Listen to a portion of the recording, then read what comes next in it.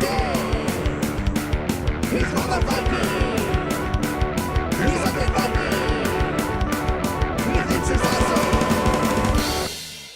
everybody, this is me, the Ed Viking. I want to talk to you about this game. It is called The Goblin King is Angry. Now, The Goblin King is Angry is a game for 3 to 6 aspiring goblins that wish to be named the next Goblin King.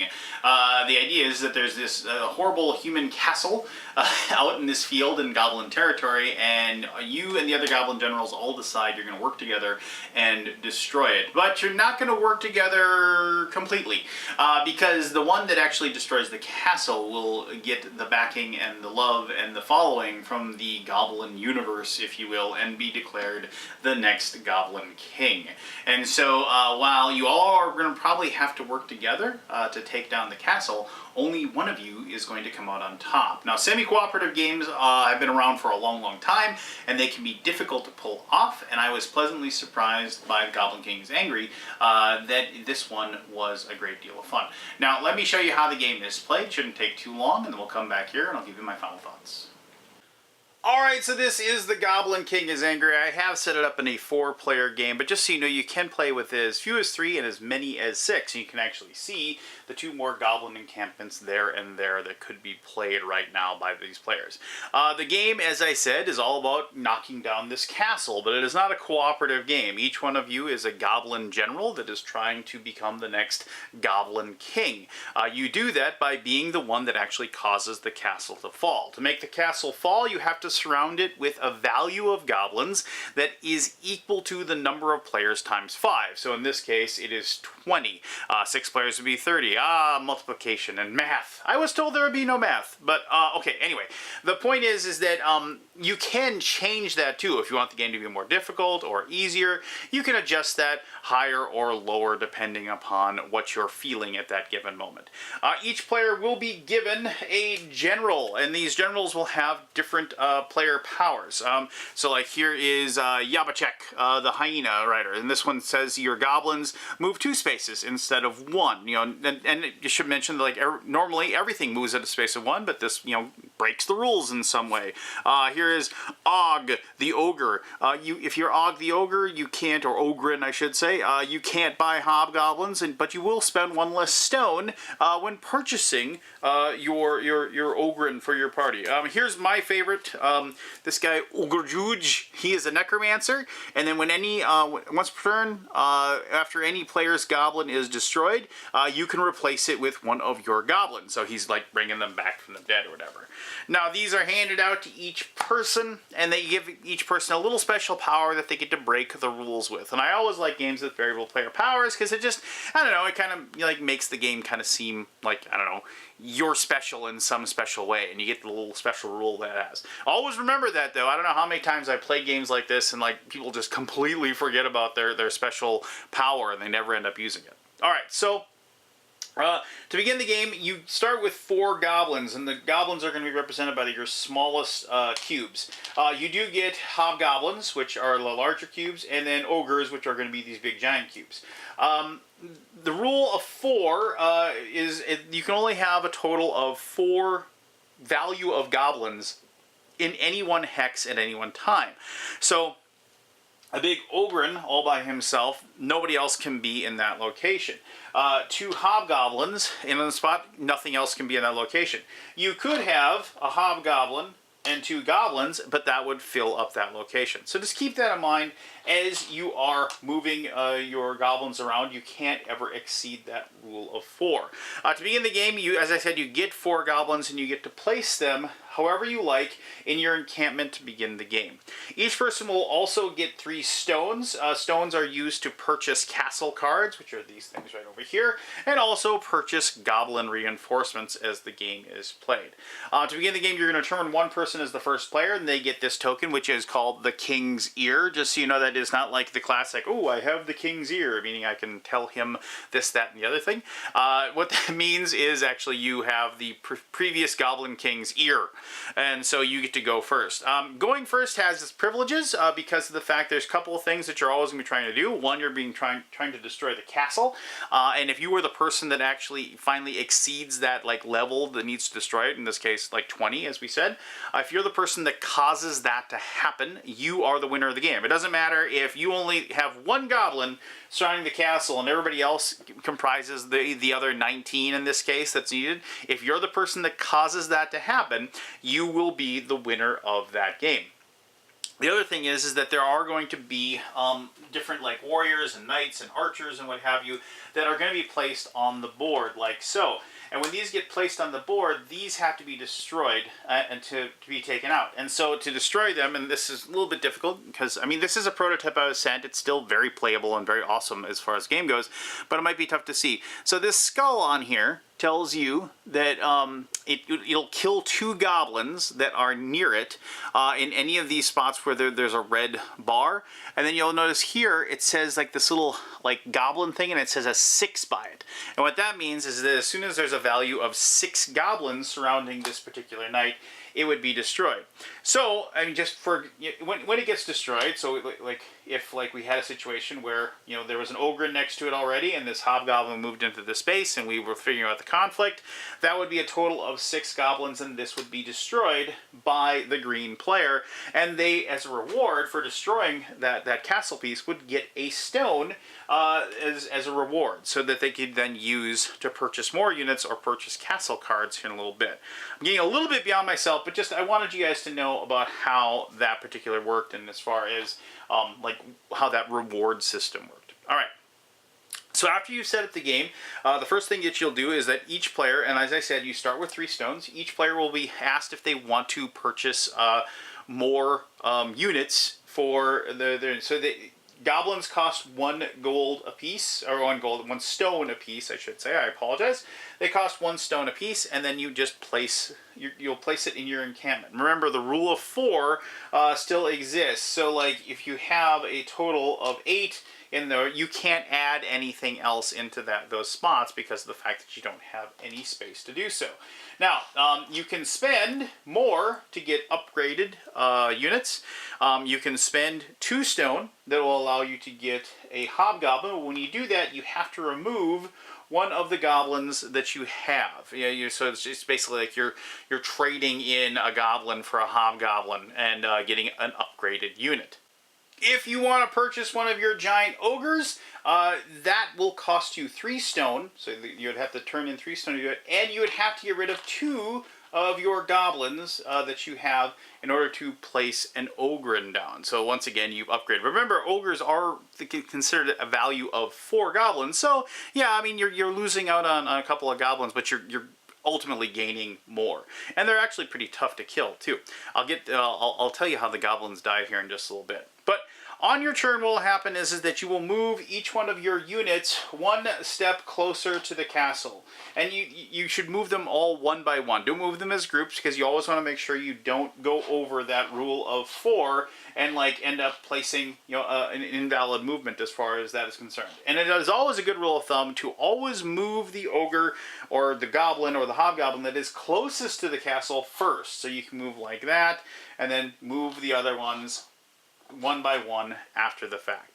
As I said, you always have to be moving towards the castle. If something should happen that would block your way, like for some reason you had a couple of like you had like a log jam, say, like so those ogres couldn't move because maybe there was a couple of hobgoblins here, and maybe there was 2 like that in that spot. So like neither of these giant ogrins could move. You'd have a situation where now you would have the option, if you wanted, to move side to side, so you could try to get around the logjam of the goblins that are in front of them, so you can do so. Just so you know, these roads aren't like walls or anything. Your other units can move into other people's territory, and your goblins will block other goblins from being able to. So like these goblins would not be able to get into the castle because that ogre would block it. So it's not just your goblins, it's everybody's goblins that will block movement. All right, so, but you can have, I should mention, you can have situations where yours and like friends goblins are in the same spot. So like you could have all 4 of those goblins in the same spot. They're all working together to take out that castle and trying to beat it. I'm actually seeing 1, 2, 3, 4, 5, 6, 7. No, there's enough there. So there you go. I mean, when you move them, you got to make sure once again that rule of 4, that you're abiding by that rule of 4. All right, so once you're done with movement, on your turn, when you're done with movement, you're going to check and see if you've destroyed the castle. If you have, you're the winner. You're going to check and see if you've destroyed any of the possible castle tokens that are out there, like whether they're wizards or barricades or towers or archers or knights or what have you. You see if you've destroyed those on your turn, then the next person will go. After everybody is gone, the first player, the person with the King's Ear token, will draw the top castle card and they'll resolve it.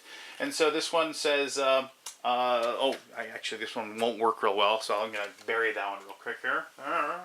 Let's go with, okay, so this one says, the castle and all castle units require 2 extra goblins to be destroyed. And so they'd reveal that. Now that's just one of those that like say you had, that would be bad luck, you know, like as far as like if other people had like tried to put them in positions to, you know, destroy certain things or what have you, and they were unable to do so, that would count against that.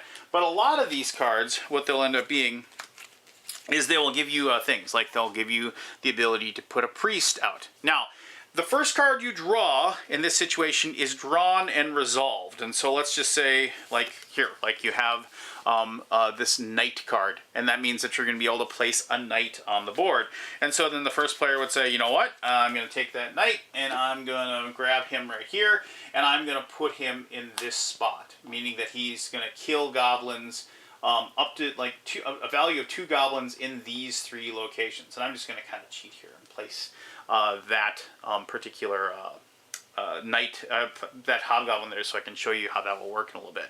And they'll place that. Now, what happens is that starting with the first player, they're allowed to, if they want to, draw a castle card, and they're going to, the first player gets to pay 1 stone to draw another castle card. Now these castle cards you can take and you can keep them in your hand. You can only ever have 2 castle cards in your hand, however, so you'll have to discard if you get more than those. And then the next person will go, and then they'll have the option to buy a castle card as well, but for them it'll cost 2 stone to purchase one. And the next person will have the option, and then that'll cost them 3 stone. And so the cost will just increase with each person as they, if they decide. Now, if player 2 decides, I don't want to buy one, then obviously player 3, if they decide to buy one, it's 2 stone. It doesn't just always increase, you know, with the number of players. It's only increases when cards are purchased. Once cards are purchased, they're able to be played, and that's how you're going to, that's the non-cooperative portion of this. You're trying to prevent other people from being able to destroy the castle before you can destroy the castle, which is, you know, like obviously because you want to be the one to tactically put yourself in those positions. All right, so just how you resolve the castle pieces is that you're going to see like what they can kill, and you're going to check each possible location. So in this one, like I just set up, is that he is attacking these 3 particular spots. And so what will happen is that he will kill that particular one because he has attack value of 2 in there, and he's going to kill the hobgoblin. And then you will attack here, and it'll do 2 points of damage, but there's only 1 goblin there to kill. He can't kill the Ogrin because the Ogrin's a value of 4. He doesn't have the ability to destroy that one. However, if on later turns, and I'm going to purposely grab, okay, so here is an archer. And like the archer, and this can be a little bit tough to see, but the archer has that 5 and an arrow. So if this one gets placed later, and I should mention that these castle tokens cannot be placed either in these, like they can't be placed on the forests or in the encampments. It kind of makes sense. It's just these are like kind of the safe areas. Otherwise, people could possibly like, you know, blockade players from actually be able to move out. So if somebody were to place, and you'll also notice, I should mention, that like the archer only has, it's only going to attack 1 direction, which is that red border. Now you would think, okay, now this is where it gets a little bit tricky. Now you would think if we were to place like say place this archer down here, like so, and 1, 2, 3, 4, 5. This has got an attack value of 2. This has got an attack value of 2. That's going to destroy that Ogren. But actually, you're wrong, because it has to be a combined attack value of like-minded units to actually destroy something. So in this case, you're going to look at the archer, and that does 2 damage. No, that's not enough. You're going to look at the knight, and that does 2 damage. That's not enough. However, if you had a situation where you had another knight next to this one, and they're both attacking, and those knights attack with attack value of 4 on that Ogren, the Ogren will be destroyed by that particular, by that attack. And you'll notice that, like, I put that here, and, like, let's say the orange player placed that one. Why would they do that? Well, because the fact that, like, you know, normally these can't move. There's cards that allow you to move those around. But, like, if you were to place one of these, and it takes 2 goblins that to kill that one, on their turn, they'd be able to move those 2 goblins into that location. They have a 2 value, and they're going to be close enough, and they destroy that. And then the orange player then has just earned themselves a stone. So you're going to be placing these particular castle tokens out onto the board for the purpose of, like, 1, killing the other players, but also placing them out there so you can kill them, so you can get those rewards, and you can be able to purchase those as well. Now, there's other things as well, like, say, there's, like, priests, and there's mages. The priests are interesting because you'll notice that they once again, like the archer, they just have one direction they attack, but you'll see that they have all these blue borders surrounding them, and the blue borders actually are, like, because they're a priest, they're healing. It actually increases it makes it tougher to kill the units that are surrounding it to destroy it. You'll notice that the wizards are pretty powerful. They have a range of 3, and they can destroy up to level 4. So one of these guys can kill an Ogren outright. But you can see it only takes 1 goblin to kill them, so they are pretty fragile. They are squishy, if you will. There are also barricades that you can set up. Barricades will you'll make walls, and while they don't attack anything, the walls are tough for goblins to knock down and destroy. You can put archers behind barricades that will prevent them from like being attacked, and they'll be able to do a lot of damage. And there's also towers that are nice because they actually attack all around themselves and do damage all around them to a range value of 3 in every direction. So towers are pretty powerful as far as taking out pesky goblins that are bothering it.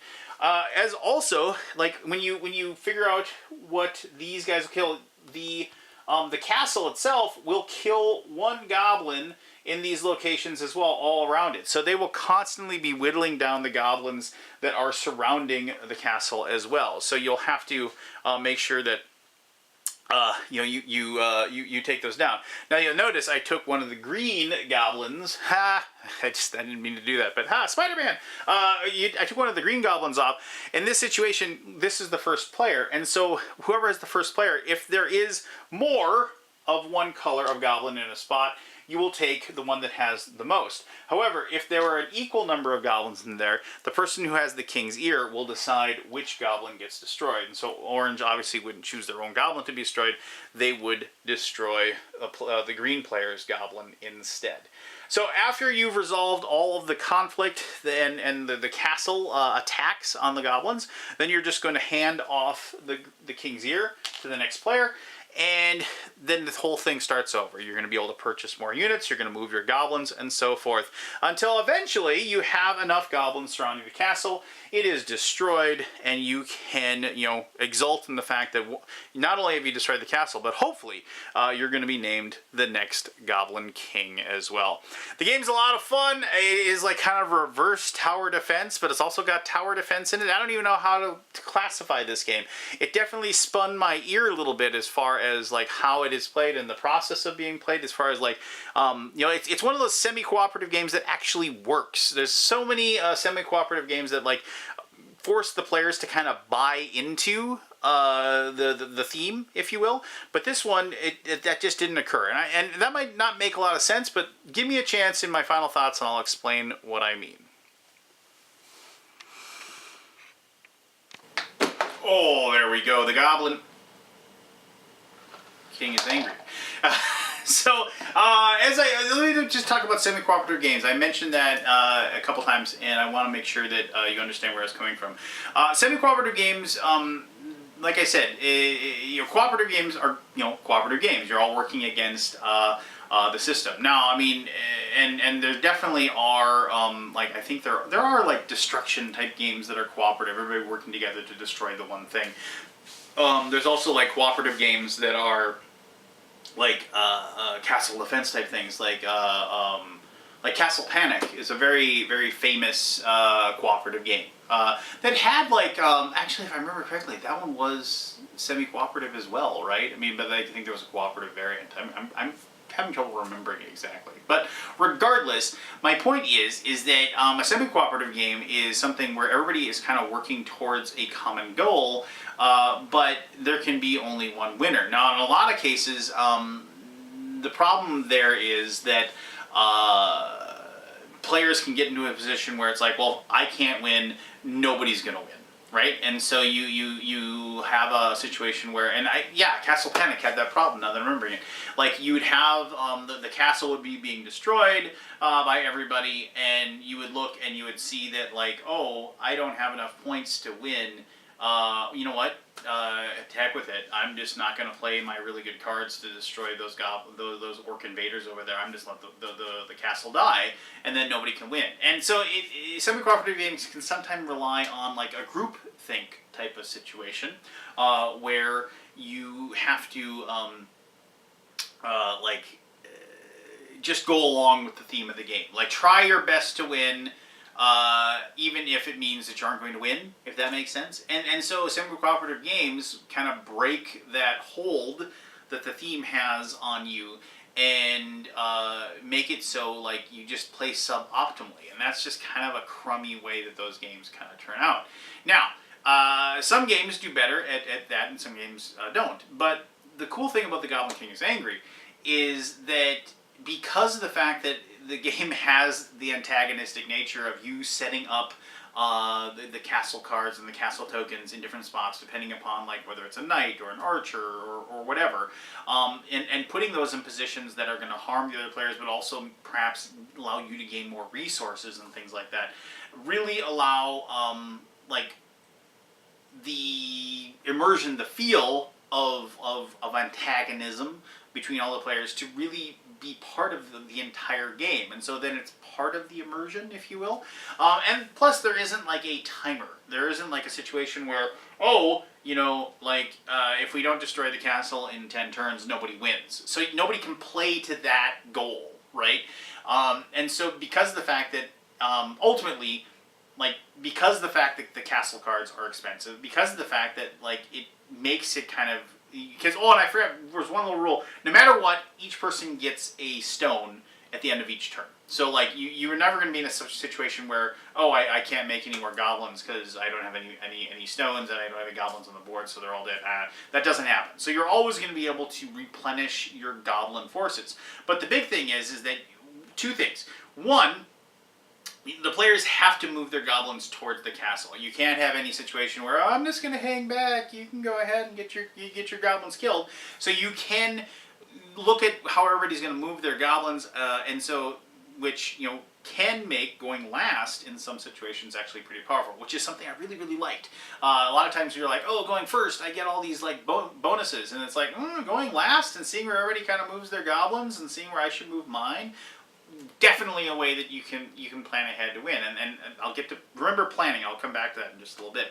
But what happens is that the combination between the continuous antagonism throughout the game, and plus the fact that the game actually forces the goblins in, and everybody's purchasing more goblins, everybody's doing stuff at the same time. The castle's gonna fall. It just can't stay afloat long enough. Normally, the defenders that they get placed on the board, they aren't able to really, they can't move around. They're not mobile. They won't chase down goblins, so players can just avoid them. They can go around them. They can, group. They can send their Ogren as a big giant cleanup hitter and just, wipe the floor with them a little bit because, the wizard's the only one that can kill one outright. But I mean, for the most part, they can just run roughshod over the defenders. So there's something to be said about the fact that you're always progressing forward. You're always gonna, and the castle's gonna fall. So if you sit back and wait and just like let them, you're gonna lose because of the fact that the castle's gonna fall, and since you're only gonna be able to move one space per turn, you're kind of behind the eight ball there, and you're not going to be able to catch up in time to actually pull off the win. Now, planning. That goes into the planning thing. So the planning process is knowing the where you are at as far as like the turn order, and seeing where everybody else's goblins are, and looking at the board and trying to determine exactly what they're going to do on their turn comes into play a lot. And I love games that require me to have planning, but also reward planning, reward thinking ahead, reward trying to deduce what the other players are going to do for when my turn comes, like I can make up my mind as far as what is the most advantageous decision that I can make. So all things together, it's like it is a semi-cooperative game that actually succeeds in its semi-cooperativeness, if you will. That's probably not even a word, but I hope you understand my meaning. Plus, I really like the theme. This was a prototype I was sent, so I'm assuming that when the game is published, it'll have like more distinctive like goblins to it, or like as far as like colors or sizes, or maybe even figurines or what have you.